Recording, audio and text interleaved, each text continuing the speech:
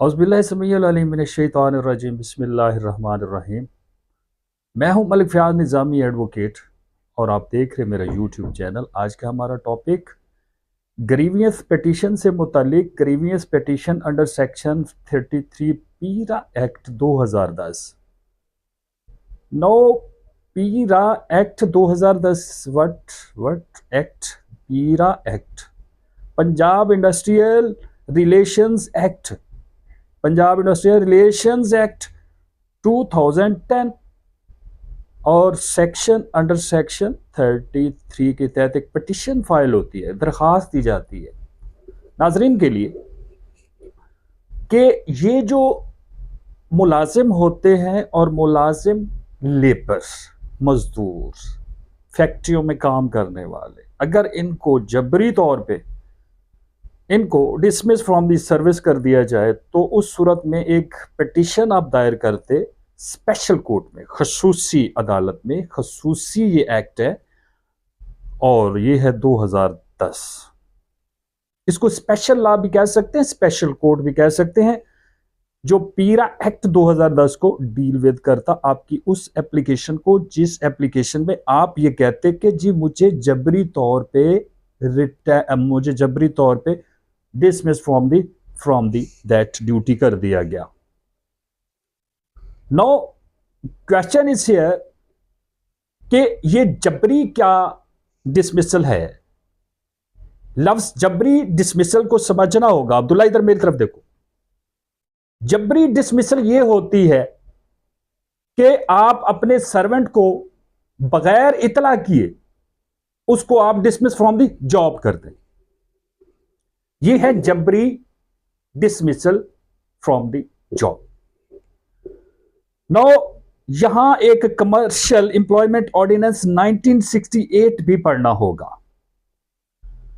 अब इसकी क्लास 4 देखेंगे और ये स्टैंडिंग ऑर्डर 15 में पढ़ रही है, यानी स्टैंडिंग ऑर्डर 15 क्लास 4। इस पे 2 जजमेंट्स जो हैं वो भी आप नोट करेंगे। सबसे कबल हम इस क्लास 4 को देखेंगे कि ऑफ स्टैंडिंग ऑर्डर 15 है क्या। उसमें प्यारे भाई शेल का लफ्ज इस्तेमाल किया गया है, मैंडेटरी का, और उसमें यह कहा गया है कि जी आप before dismissal from that labour you shall have to, आपको क्या करना पड़ेगा, उसको इत्तला करनी पड़ेगी। अब इत्तला जो है वो नोटिस की सूरत में होगी और नोटिस सर्व होना चाहिए। अब यहां भी एक लीगल क्वेश्चन ऑफ लॉ बनता कि without service of that notice whether वो कमेटी जो हेयर करने के लिए, समाअत करने के लिए कॉन्स्टिट्यूट की गई, नो कमेटी का भी एक क्वेश्चन ऑफ लॉ है कि कमेटी कितने मेंबरान की होगी जो उसकी ग्रीवियंस पिटीशन को, नहीं यहां तो एक होते हैं स्पेशल, जैसा चले हम उधर ही चलते हैं, जिन्होंने नोटिस किया, लेबरर को नोटिस किया, लेबरर आया, 3 रुकनी committee of that grievance of the labourer समाअत करने के लिए मौजूद। अब अगर आप उसको इतला नहीं करते तो देन मुझे बताइए दैट एक्ट क्या वो लीगल होगा या इलीगल होगा। भाईजान वो एक्ट जो है वो आपका जो काम है और जो आप ड्यूटी कर रहे हैं ना, अब लेकिन उसमें शैल का लफ्ज इस्तेमाल किया गया और यह कहा गया शैल के साथ कि उसको इत्तला होनी चाहिए कि आपको भाई डिसमिसल फ्रॉम दी सर्विस किया जा रहा है, किसको, लेबरर को। अब इसमें जजमेंट्स पड़ी हैं 2024 PLC 265 लाहौर, ये लाहौर की जजमेंट है। इसमें भी यही होल्ड किया गया कि क्लास 4 ऑफ स्टैंडिंग ऑर्डर 15 के तहत आप नोटिस करेंगे लेबरर को, अपने मुलाजिम को, उस मेंबर को, उस रुकन को आप नोटिस करेंगे with due process of law. अब after due process of law service, उसकी सर्विस, उसकी इतला, उसको इतला हुई, ये इंश्योर करेंगे। और देन आप, अच्छा ये ऑर्डर मैंने गुजारिश की 15 क्लास 4 का, ये बड़ी अहम क्लॉज है। Class 4 standing order 15 commercial and industrial ordinance 1968 की। अब ये क्लास 4 जो है, ये मैं बार बार आपको ये गुजारिश कर रहा हूं, चूंकि आपका सारे का सारा केस जो पड़ा है ना वो क्लास 4 में पड़ा है। अगर आपको एब्सेंस की वजह से, एब्सेंस, आप गैर हाजिर थे और गैर हाजिरी की वजह से आपको डिसमिसल फ्रॉम द सर्विस या जॉब कर दिया गया इंडस्ट्री ने, किसने? इंडस्ट्री ने। ये इंडस्ट्रियल लॉ है ना, पीरा पंजाब इंडस्ट्रियल रिलेशंस एक्ट।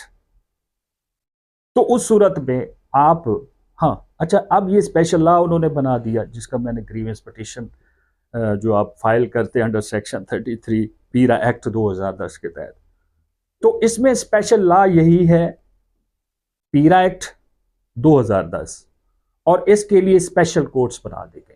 जैसा कि आजकल मरियम नवाज साहिबा ऐलान फरमा रही हैं कि वो इलीगल डिस्पोजेशन एक्ट, वो पूछ रही थे साथ बैठे थे कि ये इसमें सजा कितनी रखी गई है? भाई वही सजा है 2005 वाली। अच्छा, अब इनको समझाने वाला कोई नहीं।